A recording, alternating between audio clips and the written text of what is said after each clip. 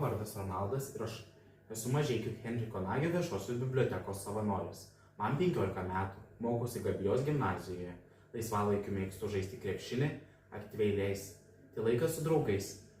Mėgstu rašyti eilėraščius, skaityti knygas. Baigęs mokyklą svarstau apie istorijos studijas. Mano mėgstamiausia knyga būtų Adolfo Šapokos Lietuvos istorija. Taip pat mėgstu ir poeziją. Mano mėgstamiausi poetai Maironis ir Vytautas Mačernis. Kodėl pasirinkau savanorystę? Savanoriaudami mes galime pažinti tikrąjį save. Galim sužinoti, kur norime studijuoti ir ką dirbti. Taip pat savanoriaudami mes susipažįstame su daugybė nuostabių žmonių, įgauname naujų įgūdžių ir patobuliname save jau mums žinomose dalykuose. Kodėl pasirinkau būtent šią biblioteką?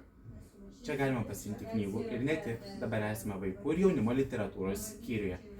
Čia vaikai gali pasiimti įvairius stalo žaidimus, naudotis kompiuteriais, žaisti ant interaktyvių grindų.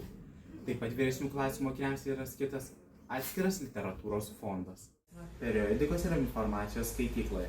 Čia suaugusieji gali naudotis ne tik kompiuteriais, bet ir periodiniais leidiniais. Dabar esame Liūnės Sutemos kraštiečio erdvėje.